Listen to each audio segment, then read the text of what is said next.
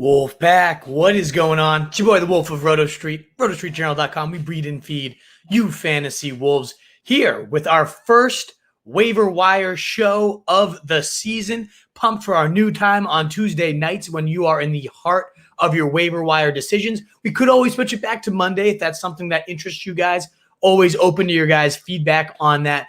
But I figured let's give this a try. Let's do it when people are going to be live making their choices. I can help them out. So get any questions you have on in here as I go through my top 15 waiver wire pickups of week 2 following a crazy week 1. And let's start at the top. The question that everybody's probably wondering is Eli Mitchell, 11% owned now. How much do we bid on this guy? Mostert is done for the year, which sends the price up even further than what we would have been imagining yesterday. What amount is too much? Well, let's look at the positive. 19 for 104, a TD, looked like a seamless fit, was playing ahead of Trey Sermon because he outplayed him in camp.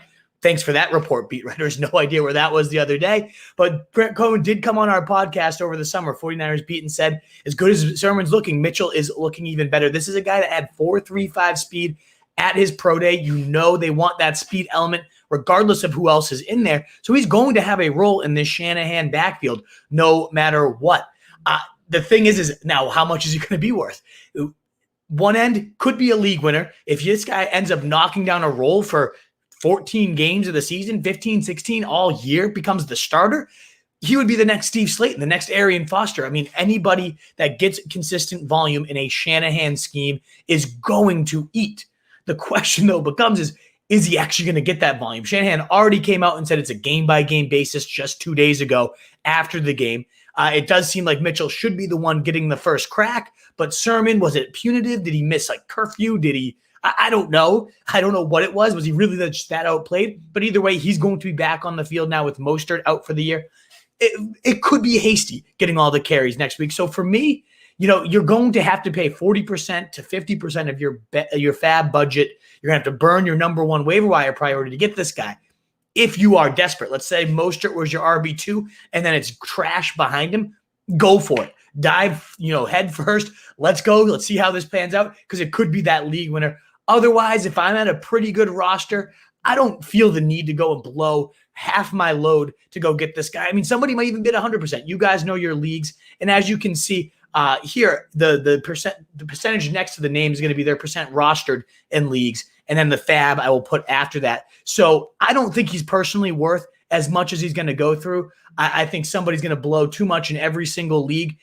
That could come back. You could clip this and he could have 1,500 yards by the end of the season if he's the starter in every game. But let's remember, this was against the Lions. This was a one-time thing without many available backs around him. So ultimately, I'm passing at the expensive, exorbitant price. Even though I can recognize the upside, I'm not going to be paying as much as he's likely to go for. I'll throw in some bids. I'd recommend you go 25%. I'd like to see what happens there. But I personally won't be going in at that crazy 40% number it's likely going to take to get him. Moving forward, I'm just going to kind of go in order. Some years I do positions. This year I figured I'm just going to go top 15. And you guys can kind of go back and sift through depending on your team needs. Of course, readjust as needed. But I think Cole Beasley has to be there towards the top of the list. Now, before we dive into him, if you guys don't mind tossing a like, a thumbs up, getting us out to more people would be so greatly appreciated. Of course, I'm going to get to all your questions as we go, but it'd mean the world if you don't mind tossing a like on this. Let's get into Cole Beasley, though. 45% owned, so not a guarantee to be out there in most competitive leagues, but 13 targets are 13 targets. He is, again, that clear-cut third down, move the chains. When Josh Allen needs his safety valve, Cole Beasley's the first guy he's looking to, maybe even ahead of Stephon Diggs in those third and short situations. So Beasley, 8 catches, 60 yards, not a wild stat line, not anything incredible or amazing that you're going to go right home to, but it still was a solid, steady, and I think that's kind of, compared to a lot of options on this week's waiver wire, that's going to be something that's pretty steady all year. So as like a wide receiver 3 or potential flex with like a high floor, pretty low ceiling, but the guy did have multiple 25 to 30 point days last year. So there is still a ceiling. He can still find the end zone. Sanders was involved as well, though. So I think his ceiling's a little capped compared to last year. Still a solid, steady wide receiver 3 as their clear-cut slot guy. That's a team that's throwing it 75% of the time, and sometimes even 80, given those game scripts. So I love Cole Beasley as my number one waiver receiver, should he be out there for you. James White, again, these names aren't that sexy to start the list, but I'm looking at steady, dependable production. That's really hard to find in the waivers come the next couple of weeks. I think James White is 100% one of those. We saw a nice vintage game, 6 receptions, 7 targets, 49 yards, 4 carries for 12 yards. It was, 18.4% target share. And encouragingly, the Patriots also ran 75 plays in week 1. That was the 8th most in the league for a team that most thought was going to be sluggish, slow, try to control that clock. And they did. They ran the ball quite often. But that's the other benefit with White right now is both their starting running backs. First, Damian Harris. First, Ramon Stevens fumbled. But also at the top of the depth chart, Damian Harris did fumble as well. Both of them are reportedly in the Belichick doghouse. We've seen this play out. We've seen Jonas Gray run for like 204 touchdowns and then get into the doghouse and never sniff a down for the Pats again. I don't think that's what happens with Harris. Certainly don't think it happens with Ramondre either long term, but they're in the doghouse. The report was Harris is in the doghouse, came out on Monday. They're going to probably pepper James White. Now, they might also work in, and that's why I put in stash J.J. Taylor. No one's talking about this guy. 1% owned, looked incredible, electric, like Dion Lewis reincarnated this preseason with J.J. Taylor. If you're looking for an upside stash that no one's going to put any money on, go for him. But if you want some immediate usability, we already know James White is going to lock down that pass catching role with, again, around 18 to 20% target share. What if he becomes that? Just a couple seasons ago, you guys, if you can remember, when Sony Michel got hurt as a rookie, James White was the top 7 fantasy football back because he became like a de facto workhorse. It's within his range of outcomes, and the floor already is pretty damn high. So in terms of usable running backs, beyond just Elijah Mitchell, I really think James White has a ton of upside and a solid floor at only 33% owned. I'd be bidding a nice 15% or so FAAB to go and get him. Now, the other guys that I love, a little more upside than, say, Cole Beasley, that's Christian Kirk and Rondale Moore. And honestly, I don't know which one I love more. I'd be willing to spend 15% or more of my FAAB to get these guys if I needed a receiver badly and they were out there. Kirk was the one that had the bigger stat line there, 70 yards, 2 touchdowns, 5 receptions on 5 targets. But Moore was also really encouraging. Also saw 5 targets on far fewer routes, only 14 routes, but got peppered on 5 of those. Nearly over 30% usage rate right there on the plays he was in there. Now, of course, gross ass AJ Green saw 32 routes, 6 targets, more than either of these guys. But he did just disgusting, nothing with it. Didn't look anything special. And whereas Larry Fitz was like always in that lineup, no matter what, as a Cards legend, I think AJ Green could immediately get superseded by Rondale Moore. Christian Kirk seems pretty damn secure in that slot role, 95.7% of the snaps in the slot. And that's a role that's, he's a pigeonholed in the slot. Now he's not going to do much. He ran almost everything from the boundary last year. I think that's a good thing for him. A nice, steady, we saw what he did getting vertical, averaged the deepest routes, even though he was soaking in slot targets, 12-yard depth of target for him. I love to see that, them going over the top there. And a great article, PFF tweets out, pace, stats, all that. Dwayne McFarland writes this one. And I'm a huge fan of Dwayne McFarland's work over there at PFF.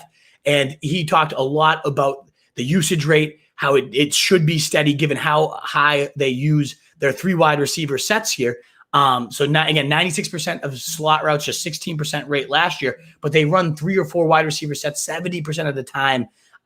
So it's not a bad thing that he's pigeonholed in the slot. It's clear that he's thriving in that area. So I love Christian Kirk. I probably prefer him just slightly to Moore, even though Moore has a little more juice, that rookie type of upside you always love to see. But both those guys, this offense is going to be unstoppable. We saw what Kyler can do, insane. And I don't think that's just the Titans. Yeah, they're bad. I think it's going to happen on a week-to-week basis. So go all in on those cards. If you're wide receiver needy, get yourself an exciting piece of the most exciting offense beyond maybe only the Chiefs.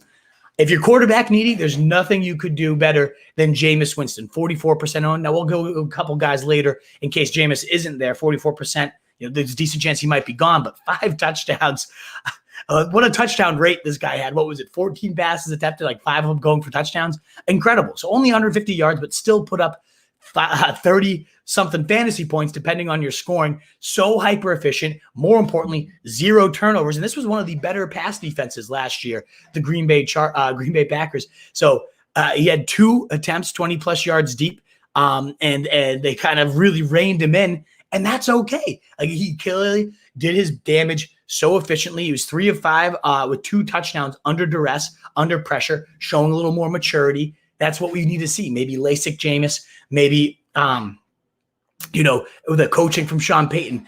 It doesn't matter what weapons he has. And that's another takeaway from Jameis's big performance. Deontay Harris, long touchdown. Juwan Johnson, 2 touchdowns. Callaway didn't even do anything, and Jameis still had this monster day. So I really liked what I saw from Jameis. I think there's going to be days, the touchdowns will come down, but that'd be matched with 300 passing yards when the script isn't so dominating. Again, what a shocker this week. But loved what I saw from Jameis, just from a maturity standpoint, from a step forward standpoint, and from just an overall play calling and just efficiency of the Sean Payton offense. Looked again to be one of those best offenses in the league, even with no weapons. That's Sean Payton for you, folks. And you got to really, if you need a quarterback, Jameis, top 12 rest of year on my rest of season big board. Running back stash, I love Kenneth Gainwell. A very intriguing option. Week 1 against the Falcons, 9 carries, 37 yards, 2 receptions, 1 TD. Also had a TD called back. The bigger takeaway was Boston Scott saw exactly 0 touches. It seemed to be a Scott and Sanders backfield entering the year, and now we got Gainwell playing nearly all the snaps. I'd say a nice 6 to 8% worth your FAAB. If you have Miles Sanders, you want to handcuff it, maybe you go a little bit more.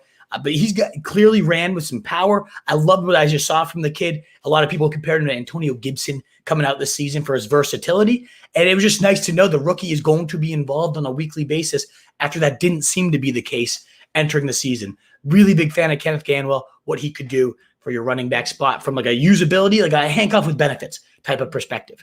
Now, not really handcuff with benefits, but one of the best handcuffs in fantasy football, Tony Jones Jr. Maybe some benefits. The dude did see 11 carries, 50 yards, nothing insane, but looked like he zipped through there. He was the reason they cut Latavius Murray. Sure, the pay obviously was a factor, but if Latavius Murray was looking any good and Tony Jones wasn't, they wouldn't have cut this guy. Murray was so dominant just a couple seasons ago, especially when Kamara missed time, averaged over 34 fantasy points per game, and that's why you own Tony Jones Jr. If something struck Alvin Kamara, Tony Jones would be an RB1 every single week. He showed the chops to get it done when he got called upon. And so if he ended up stepping into a 20, 25 touch role because Kamara was missing times, there's nobody behind him. Ty Montgomery, give me a break.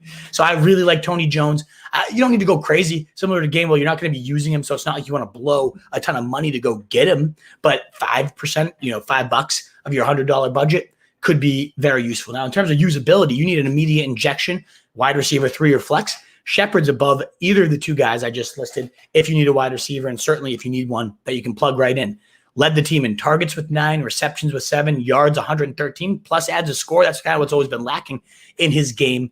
It looked horrible, and that's why not him, the entire Giants offense, rather. Shepard was the only bright spot this entire game.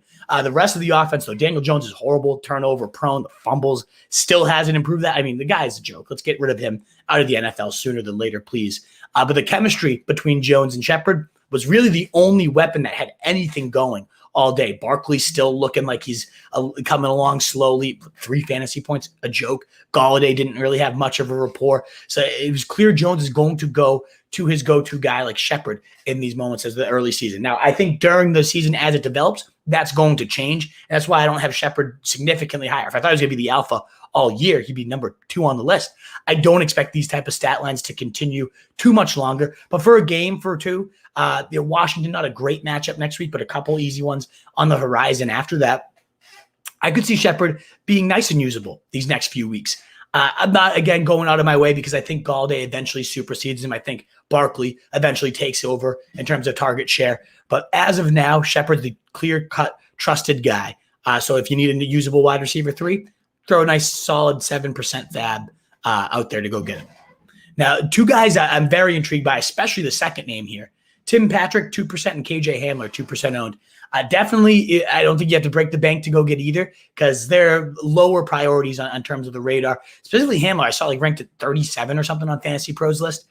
To me, this is how you break this down. If you need one right away, you got a Judy problem that you need to fill in for. Tim Patrick's going to be the immediate fill-in. He's going to have some clear usability. In fact, he had more 100-yard games last year than Jerry Jeudy.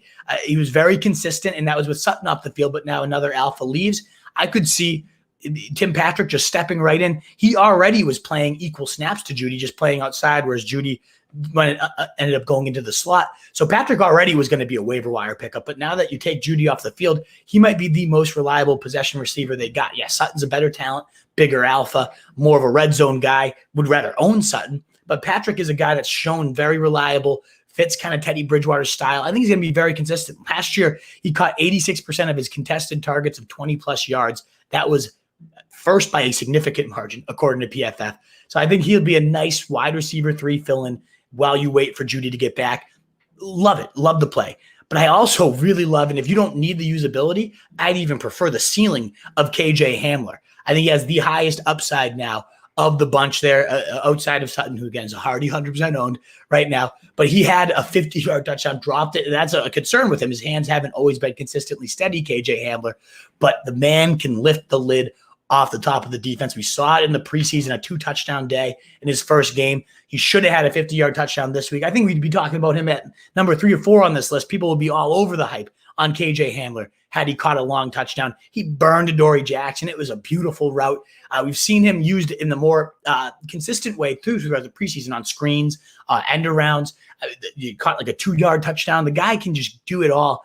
And I don't think he gets that reputation. He kind of is like thought of as a strictly field stretching, late career Deshaun Jackson. I think he's got a little bit of early career Deshaun Jackson when he can do a lot more than just burn and stretch the defense. I love KJ Hamler. Patrick, you had the floor, but if I just want to stash, I want to see what happens. I think Hamler has far more upside than anybody right now, compared to Tim Patrick there. I also do love stashing Terrace Marshall. Didn't have himself a monster day, but he did see the second most targets. Robbie Anderson, yeah, he had the long touchdown, but he was a third on the target totem pole. So Marshall, 6 targets, 3 catches. Again, nothing insane there, but enough to get you excited that he's going to have a weekly role. He was wide open on a potential touchdown if Darnold had hit him. I love Marshall. I think it's a guy you can't really toss in right away, but a guy that makes perfect sense as a stash should anything happen to the 2 guys in front of him, and just some usability, even if not for bye-week crunches. Big red zone body. Joe Brady was moving him all over again, and he saw a ton of his work in the slot, just as we had expected. Really like Terrace Marshall as stash, and the fact that he's out there in 20% of leagues. I was drafting him everywhere. Still would want to go out and get him if I could at this point. Now, a guy that's going to be higher on most lists at this point is Mark Ingram. And the reason why, he shot 26 carries. Is that the most in the NFL? I think it is at this point of the season, which is wild. It's absolutely bananas that this 32-year-old corpse is seeing that much work. He certainly didn't look any good with it, 3.3 yards per carry, but 85 yards TD, and again, 26 carries is absolutely insane. But I also think this was a fluky performance, and I'm not sprinting out to go get Mark Ingram. I think he's going to go for more money than he should because they had an enormous lead all day. How often is this awful Houston team going to have that monstrous of a lead? I don't think it's that often. Spoiler alert. And so I think when they get from behind, it's going to be Burkhead, maybe Phillip Lindsay, and David Johnson, Phillip Lindsay. They were all involved too. Yeah, Ingram had that many carries, but these guys were sneaking in, moving all over in motion. Johnson catching a touchdown. It's still a 3-headed nightmare in what should probably be one of the worst offenses in the league. Now, maybe the Texans surprise, and every week they're putting up points, and every week they have a chance to bleed some clock. I would bet like that at 1% chance of that actually happening. They smothered the Jags. The Jags suck. I think we're going to really see what this offense looks like next week facing Cleveland. They're going to get destroyed. So I don't expect that. I think Mark Ingram's going to be one of those guys a lot of people blow money on. And then next week he has 3 carries for like 10 yards, no touchdowns, and people immediately cut. So he's kind of waiver wire fool's gold, in my opinion, this week. But still, I mean, again, 26 carries or 26 carries, it's why he's at 11. Like at this low in the rate, if you could get him for $5, why not? Let's see what happens. But I'm not going to go bid the 15 to 20 it's probably going to take to go get him. Jared Cook, I was all in on this guy preseason, and it was great to see his heavy involvement in week 1 here. He ran 33 routes. Donald Parham, did he even touch the field? I don't think so. 33 routes on 52 dropbacks, 17.3% target share behind only Keenan Allen, 28%, Mike Williams, 26%. Parham just didn't even touch the field, didn't even eat that workload at all. He could have had a touchdown. Cook, that big body, but he didn't. Still, not a bad day for the guy. 5 catches on his 8 targets, 56 yards at tight end. That's a nice yardage floor for a guy that also should be seeing a lot of touchdowns especially starting this week against Dallas. Would love to have him. He'd probably follow my top 7 tight ends for the week. He's not washed. He looked good. That was the other takeaway too is, yeah, he's old. Yeah, it's gross, but Jared Cook is not cooked. Like he still has a little bit in the tank and could bring some upside to the table. Last couple here. I see I got 21 questions here. I'll get to your waiver wire questions in a second, folks. I appreciate it so much. Just a reminder, that thumbs up could help us get out to more people and would be so appreciated. So thank you there, guys. Retweets, shares, all that good stuff would mean a lot. But Cedric Wilson, crazy. And he's not on most lists, but I got to give a shout out to John Daigle, one of my favorite waiver wire lists over there at Roto World. Or NBC Sports Edge, whatever they're called these days. He always does a great list. And he mentioned OC Kellen Moore right when asked how would they replace Michael Gallup. Boom. Wilson's going to step right in. No issues, no concerns. And he did that in 27 routes to fill in for Gallup here. We got a Los Angeles matchup coming up with the Chargers, 55.5 total potential shootout there. And Wilson's just always gotten it done when he gets the work. Caught a touchdown. The guy could easily, as their third receiver, be a dominant's a stretch, but a solid wide receiver 3 to flex play over these next couple of weeks while we wait for them to get back. Dallas led the league in pass play rate in a neutral game script. They're going to continue to huck it. We'll see some more Zeke than we did this week, but he's going to be getting all the one-on-one matchups when you got CeeDee Lamb, you got Amari Cooper, and he's shown a nose for the end zone in the past when used. I think Cedric Wilson's going to make a nice sneaky stream these next few weeks. Then we'll cover a couple tight ends. We'll toss out a list of just other names to consider, and then we'll hit a few defensive streamers, and bam, it's on to your guys' questions. Cole Kmet, though, I think a nice 5%. Some people, if you're tight end needy, I go to Jared Cook first, but then I'll look at Cole Kmet, and a lot of people might recommend you flip that list here and go Kmet first. But the heavy target share, just like Jared Cook, 8 targets, looking pretty solid while getting those looks. I've always liked him. I owned him in a ton of leagues entering the year just because that big body outsnapped Jimmy Graham 51-14, tied Darnell Mooney with the targets, only behind Allen Robinson. And you got Justin Fields on the horizon. I think this offense could definitely pick up the pace. And we talked to, remember, our beat writer from The Athletic, Kevin Fishbane, earlier this offseason saying they want to make this guy their next Travis Kelce. They want to use him creatively deep down the seams. They want to get him involved in the red zone. And the fact that he was so much ahead of Jimmy Graham this early in the season, love to see it. You love to see it. So Cole Kmet, probably a top 12 tight end moving forward the rest of the way. Last year's number 1 prospect in a good role with an ascending quarterback, hopefully taking the reins soon. Last but not least, I wanted to cover the Saints tight end situation because it's really tricky to figure out exactly what route to go here. On one end, Adam Troutman logged 82% of the snaps, saw 30% target share, didn't really do anything with it, 3 for 18. So that's one thing. The usage was there, the production wasn't, and Troutman's kind of just always been that way. These last couple of years, there's a lot of pass blocking routes as well. Pass blocking on the routes. That being said, Juwan Johnson had 3 targets, 2 of them went into touchdowns, only ran 10 routes. But that was the rub all camp, is they're saying Juwan Johnson's the real receiving tight end here. He's the one that's most likely to replace that Jared Cook role. And he's also kind of eligible as a wide receiver and tight end on Yahoo. That could be that next Marquise Colston style. So if you're box score chasing, obviously Juwan Johnson looks better. He's the 4th highest scoring tight end on, again, only 10 routes. So efficient with those. I do think he's going to maintain a red zone role, probably be a lot more touchdown or bust. I'd go for Juwan Johnson over Troutman, though. I know everything about the snaps, the usage should say Troutman. I want the guy that gets it done, and that's Juwan Johnson in the red zone. We saw that report all preseason from Nick Underhill, and I think that's going to carry over. I think that usage is going to bump up where they realize they just got kind of a block, a slug in Troutman. Let me know if you think I'm crazy on that one, but I did want to cover those guys. Some other guys just to keep your eyes peeled for. Carlos Hyde had more carries, more usage, started ahead of James Robinson. nuts. I don't get that at all. But yeah, this should be one of the more run-heavy attacks when the script allows. We saw against Houston, the script's probably not going to allow that very often, but a guy to consider if you're running back needy and you miss out on Eli Mitchell and some of the other names, Mark Ingram that we talked about. Aguilar scores first game with Mac Jones. First really action we've seen with the Pats, looking good, looking explosive, clearly going to have a role here. Bryan Edwards, the T.O. Moss hybrid. 9% target share is scary.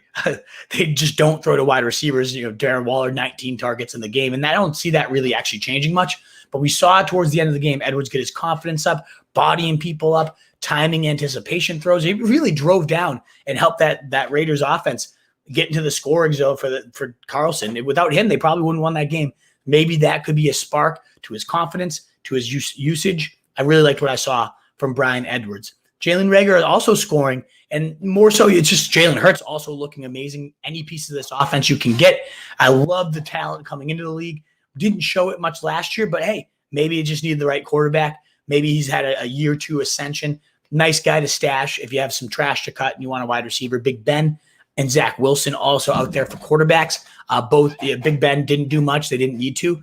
It still won the game, so that's a little worrisome, but you got three of the best receivers in the league at your disposal. There will be some bigger days ahead. Zach Pascal also catching 2 touchdowns from Wentz.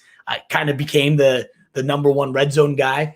I don't know that that's going to continue. I think but Pittman's still the better guy to own. But Pascal is a desperation streamer. If you're waiting, you lost Judy, you don't get either of the Broncos guys, worth considering. KJ Osborne also had 9 targets. I don't see that happening every week, but he looked speedy, made some high-degree difficulty catches, worth tossing out there for the Vikings, an intriguing deep league sleeper. And last but not least, Taylor Heineke, also worth considering as a potential pickup.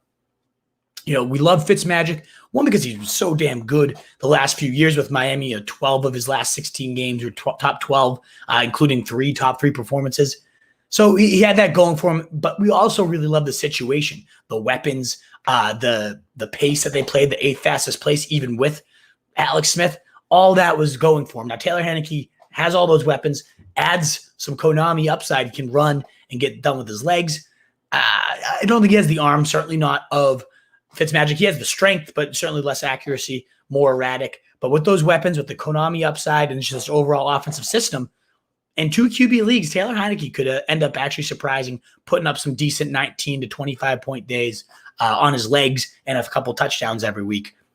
Just worth out there for 2 QB leagues, or if you're really, really desperate. And that's all I got, folks. I hope you like that show. Let me know what you think of the format, whether you prefer this on Monday. I'd love all your feedback, but let's get on in here. Sup, Wolf, says Denny Jennings. So good to see you, brother. Always love interacting with you. What's up, Wolf? How much FAAB we spending on Elijah Mitchell? So as I said, Ben, most people are going to go for the 55, like 60. Somebody in your league's going to do that. I don't recommend it's you unless you are 100% desperate. You lost Mostert. You have nobody else there. Then, yeah, okay, you could go for that. But ultimately, I think it might go down as fool's gold. Wouldn't be shocked as early as this week if Sermon rumbles, takes over as the lead back. Hell, it could be Hasty. And midseason, Jeff Wilson's going to come in and take over. Shanahan's already come out and told us, this rotation is going to continue to happen throughout the year. It's the worst kind of hot hand because whoever it ends up being is going to feast. It's so sexy and alluring, but more often than not, it just brings you pain. So I'm not going to be the one that blows $45, $50, half my budget to go get him, but someone in your league's going to. It's just not going to be me. It sounds like Danny Jennings, that's going to be you in your league. And the upside is real. I mean, he could be a league winner. Should he get a Steve Slayton type of treatment that we haven't seen, Arian Foster, it could happen. I just doubt it myself. Sermon was late for a meeting. When did that come out, Denny? Could you let me know who that report was? I do think that's one of those things you bench him and then you send your message and he becomes the guy again. I think he's certainly the guy to own. If Sermon got dropped in your leagues, go scoop him. I'd rather have him than Mitchell moving forward, despite the healthy scratch. I think Sermon's the guy rest of the year. I'd love to know where that report came from, Denny Jennings. I'm more on the Sermon than Mitchell trade. Your top wide receiver waiver pickup, asked Giuseppe. I like Beasley if he's out there as a nice safe option. If you need some usability, as does Sterling Shepard, bringing some usability to the table. But I prefer, especially if you just want some upside, need something interesting, either Cardinals guy. Christian Kirk, 13% rostered. Rondale Moore, 27% rostered. I really like both of those guys, Giuseppe, unless you need the high floor of Cole Beasley. Mitchell gonna bust, so a wolf right there. First, are predicting it. Beasley nuts. You love Cole Beasley as well, or hate him. I don't know what Beasley nuts means, if that's a compliment or not. Do I start Will Fuller or Jarvis Landry, PPR? I would lean, I don't know off the top of my head, and this is a good question for the ranking show. I'm going to do that tomorrow, 7. So check that out then, Mecky. I wish I could give you a better answer. I actually have no idea who either one's facing. I know Landry faces Houston, pretty soft matchup. I'm leaning there. He had a big monster there. So yeah, Tuesday night, best night. So you like this West? Awesome. Where would you bid on Antonio? Oh, I would just bid everything. Antonio Brown is going to be a top 20 receiver the rest of the year. Surprise drop indeed. He's a guy I empty the load for. Whatever you have to do to get that done. 70, 80, 100% if you need to. What was the report on Harris? I must have missed it. I thought he was in the doghouse. But Austin, if I'm overlooking that, please let me know if there's some other words. I had a busy day at school, so I guess there's certainly some things I could have overlooked in my prep here. Need to replace Judy, Kirk or KJ Hamler? I'd go Kirk first, Denny Jennings. But if you miss out, then KJ Hamler's a great fallback. But Tim Patrick also. I would shout him out as like the immediate fill-in, plug-in, usable guy. Looking for bench depth. Should I drop Hardman? And if yes, for which receiver? Patrick, Shepard, Kirk, Moore? I think I would drop him for Kirk or Moore, especially if it's just for the bench. And Kirk is my preferred, but Moore, a lot of smart guys in the industry have him higher. So consider that. I think Patrick and Shepard are more like you need a guy to get in the lineup immediately. Go for it. But I think long-term, their long tail ceiling is pretty capped, whereas Kirk and Moore in that Cardinals offense could just be monsters each week. So I go for that. Should I start Aaron Jones or DeAndre Swift at flex? Loving Swift right now. Bailey, again, like I said, I don't know what the matchups are this week, but I do know Aaron Jones has Detroit. Wouldn't be benching him. Now, could you get flex? Could you get Swift in elsewhere? Because I do love Swift. I love how he looked. I love how they use their running backs. All very interesting. Oh, I guess they're facing each other then. He's in Green Bay. Another easy matchup for Swift, too. We said you could run all over that team. So I prefer Jones myself. I think it's a big bounce back week for all your Packers. But I'd also like to get Swift in there if I could. Hey, Wolf, got a trade offer. Full PPR Chubb and Godwin for Gibson Brown. What do you think? I prefer the Chubb Godwin side. I'd rather have Chubb than Gibson, even in a full PPR. And Godwin to AJB, yeah, Brown's a little bit higher, but Godwin really showed out. Like he looked like Godwin of 2 years ago, and Mike Evans might be the odd man out there. So I prefer the Chubb Godwin side. But it is really close. Like if your gut's really screaming you want to accept it, it's not unreasonable to accept that. But I'm going to go the Chubb Godwin side myself. How much do I trust San Fran running back? Not much, Daniel. If something works out and you hit gold, I put it at like a 10% chance Mitchell truly is the feature back from here on out. So that's a low percent. Now, if that 10% hits, you got yourself the season winner of the year. You got this year's James Robinson. But I clearly don't expect that to hit. I think it's too crowded. I think it's going to be more crowded when Wilson comes back. Sure, Mostert being gone helps that out, but nah. Like I'm not that into it. It's certainly not enough to pay half my budget. I'll throw $25 in there, see what happens, but I'm not planning to get him at that price. Vibe Shane, what wide receiver and tight end or wide receiver running back could I realistically get for Lamar? I mean, is it top 7 QB? Depends. Is it a 2 QB league? Tons more value. Is it just a 1 QB league? I mean, there's guys like Jameis on the waiver wire, so I don't know that you're going to get much there.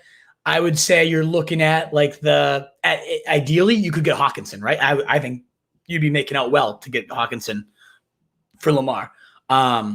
Thinking that you're going to get like a package like wide receiver and tight end.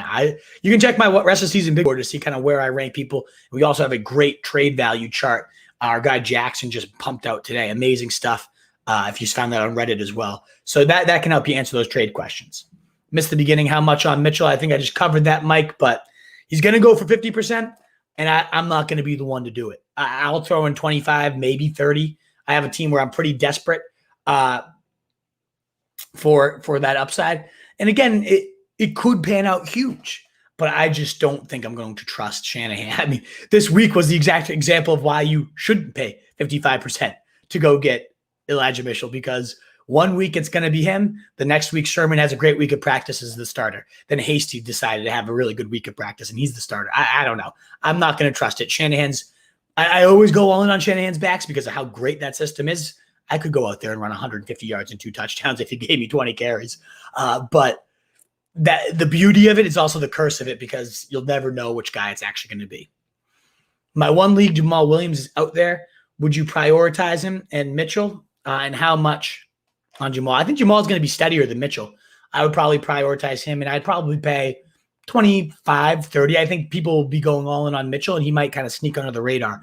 It's clear this offense is going to flow right through the running backs. He's not going to be involved as he was this week all season. I think we're going to see more and more involvement for Swift, the more dangerous guy. But Jamal's going to certainly have a role. It just is so involved in pass catchers, and that's what we expected, and that's what's happening. Running backs are Henry, Gaskin, Jay White, and Fournette. So, yeah, I don't know if you need to blow that money, right? It's not great, though. Like, Gaskin, White, Fournette, too, is not anything steady. But I don't want to talk anyone out. Your gut's telling you go 55. You go 55. You think this thing's going to pan out, right? My gut says you're not going to be able to trust Shanny, and in a couple of weeks you're going to be cursing Elijah Mitchell and how he's hamstrung you. But, again, there's very few opportunities for upside like this throughout the season. So you also you can't take the FAAB with you either. So it's such a tricky line, but this isn't the one I'm going to go all in on to go get. Thinking to trade away Elijah Mitchell or Tyson and Mike Davis for a better RB. You can go for it. Like Tyson, what happened in the second half? I don't know. He looked so good, Mohammed, and great to see you. So if you can pull something off and sell these guys high, yeah, go for it. But I do think Tyson, he looked so dangerous. He missed a pass block and then got sat. That's the risk with him, but he looked so good in this run-heavy scheme. Like, I'm really interested in him. Eli Mitchell, you can sell for high right now. I would probably do that.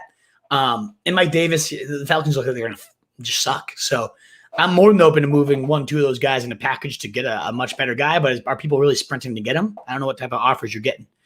Trading Aaron Jones for Chris Carson. I'd rather have Jones as a Carson owner. I'd trade my Carson to get Jones right now. But I love Carson. I think he's a steadier option. But I think Aaron Jones is going to rebound. That'd be a knee-jerk reaction, Bailey. Tyler Higbee is available on the waiver. Yeah, I like him. I'd pick him up over Cook for sure. He had I think he was on the field for 90-something% of the snaps, 20% target share. I loved everything I saw about Higbee this week, Moreno. Rank these in order. Jones, Jacoby, Mitchell, Colby. That's too many to rank. Sorry. Ren, let me know you're really considering. But my favorite options there would be Mitchell, Myers, and Beasley. And Marvin Jones. Those 4 is the ones I'd prioritize right there. And it depends on your team need who you go first. Need to replace Gesicki. Top tight end is our Njoku, Schultz, Knox, Uzuma. That is bad. I would just continue with Gesicki unless he's hurt. I don't know what happened there, but he'll have better days ahead. If you have to go one of them, it's Njoku, who saw more targets, but I don't know what that was all about. Ayuk, Judy, Boyd. Feel I should drop Ayuk and Boyd and pick up 3. Chark, Jones, Landry, Waddle, Brown, Shepard, Kirk, Juwan. Honestly, I don't really like any of those guys more than the 2 you have. Ayuk is scary. If you need somebody to use right away and you need someone, I would prioritize Marvin Jones and then Marquise Brown and Waddle. Any of those guys are pretty decent. But I'd be nervous to dropping these guys. I kind of want to see if this lingers into week 2. Now, if Ayuk's benched again next week or running behind Sherfield again, okay, drop him. Boyd, you could get away with dropping at this point. It's clear he's going to be behind them. I think he could have a big day against the slot this week. But I would probably have Jones Jr. ahead of Boyd, Landry ahead of Boyd, and maybe even Marquise Brown. So I'd go that route, and I'd kind of stash Ayuk and see one more time what happens. Pittman droppable, maybe 909, but probably not. Depends what you're dropping him for. Who should I stash on the bench, Latavius, Tyson, or Jamal? I like Tyson, then Jamal. Latavius a distant third there. How much should I spend on Gronk and get tight end bad? Then I think he's going to be a top 8 tight end moving forward. Yeah, there'll be some booms, some busts. But he looked like the old Gronk, Cool Whip. I would go out and you pay what you have to. You know your league. How much is he going to go for? But if it's going to take half your budget, do half your budget. I absolutely should go all in to go get Gronk. Javonte Williams underperformed this week. worth holding on to or drop for someone like Ingram? Nah, I wouldn't drop. You could consider it for Tyson, but I want to see what Javonte does. You never want to knee-jerk and drop these guys that have some real talent too early. I do want Tyson on the roster, though, Sarah, so I would consider dropping somebody, but not Javonte, I don't think. He did underperform bad, though. I have him, trust me. Tuesday night's better for you? Good. Darts and drinking on Monday night. So, hey, if it works better for you, Denny, I always love having you here. What do you think about Devontae Parker? Yeah, I mean, he had an okay day, like serviceable, but, Aguilar, Kirk. I'm going to go Kirk there, Howland. I prefer him to Aguilar. Hurts should not come out of your lineup. I'm with you there. He looks like a stud, man, Denny. Potential league winner there. ATL looked awful. I had Pitts. Got an offer to trade Golladay for Higgins. I would trade Golladay for Higgins for sure. Is it Pitts and Golladay for Higgins? Because then no, David Glass. But I would do Higgins for Golladay. Absolutely. Like Clay Wolf changed my mind on this. I really hope at the end of the day that he does not blow up then, because I would hate to change your mind, Denny, and then have him be the league winner of the year. There is that upside. I want to keep emphasizing. If your gut tells you Eli is going to be the guy and stay steady all year, then go for it. But unless you really need it, I think it's a dice roll that has at best a 10% chance of really hitting and being consistent for you. Start Rojo or Mitchell, both starting this week. I'd go Mitchell over Rojo. I don't trust him, even though he's starting again. Saints D or Arizona D? Oh, we didn't talk about my defensive pickups there. That's a good question. I don't know who is facing who this week, Tony Toughnut. So I'm going to have to check that for you. I do know the Saints were on my list. They just looked great against Green Bay, one of the supposed better offenses in the league. And they don't have a ton of talent, the Saints. They just lost Lattimore for a few more weeks, but they just get it done. They're so well coached on both sides of the ball. KJ Osborne worth a stash. I mentioned him, 9 targets, showed some speed, some nice high degree difficulty catches. Could be, but he is like 25, 30 on my list. So there's a lot of prospects I have ahead of him. Saints play Carolina as well. Thank you, Denny, for that. Start 2, Debo, OBJ, Cooper Kupp, and Corey Davis. I'm locking in Kupp and probably Debo at this point, but I do really like Corey Davis if you can sneak him into the flex, but Kupp and Debo for me. 55 is as high as I'll go, and he probably will go for more. Yeah, I agree with you. Saints D or Arizona D? Just answered that one. I think Saints facing Carolina I like. Pittman or Marquez? I'm going to go Marquez. I think his only reason he faded is Jair Alexander. He takes out far better receivers than Callaway. We saw what that offense looked like for the Saints. It's high-powered. It looks good. So I'd go Callaway. Number 1, waiver are Taylor, Jones, Swift. Jeez. I would go after Swift. Oh, those are your running backs. Okay, so you could cock block, but again, I don't know how good that's going to be public enemy. Like I don't know how steady it's going to be. I don't know if I'd blow the number 1 waiver on it. I don't think so. Depth of tight end league, Jay Johnson or Komet. I would probably go Komet. Going to be more consistent. Eli Mitchell, Lat Murray, or Mark Ingram for Theo. I would go Eli. I don't know if I'd drop A.J. Dillon for him, though. I would probably find someone else to drop. Saints play Carolina. That's right. Noah Fant, tight end 1. I mean, you saw a 20% target share. Liked it. Now Judy's gone. Even more upside. But that's just more reflective of the bad nature of the tight end position. Saints play Carolina. Arizona plays the Vikings. Oh, I would probably go Arizona there. Vikings look like you can get after them. The Bengals were getting there all night. Start Tyson over Rojo, right? Yes, Peter. Absolutely. Unless we hear word that he's going to be benched for his pass protection or something of that nature. He looked damn good. Covered this earlier, Joey. I would say, you're going to have to pay 50% if you want him, and that's not worth it for me. I guess you have a lot more than your league mates, so because of your trade, you might want to capitalize. This could be that golden guy of the year, should he be the starter all year, but how could you have faith in Shanahan at this point to have him be there? So I'm not going all in myself. But if you do, I mean, the upside's there. I'd put it again, a 10% chance he hits, and if he hits, it wins your league. So worth a shot? Absolutely. But I'm not going to be the one going all in myself. Wolfpack, that's all I got for you guys tonight. Thank you again so much for you guys for tuning in. Really appreciate it. I like the interaction. It seems like Tuesdays are a good day to do the show, so I'll do that moving forward. Really, really appreciate it, though, guys. Best of luck moving forward in week 2, whether you got your wins in week 1 or not. And if you don't mind, as you're closing out here, giving this a thumbs up if you haven't already, helping us get out to more people would be so greatly appreciated. Wolfpack. Thanks again. I'll be live tomorrow for the rankings. And we can chat any sit starts, all that good stuff. And of course, our Thursday sit start show for Thursday Night Football, plus our weekly preview coming up there at 7 p.m. I'll post the schedule coming up. Alrighty, guys. Thanks again so much. I really appreciate you guys being here. Appreciate the support.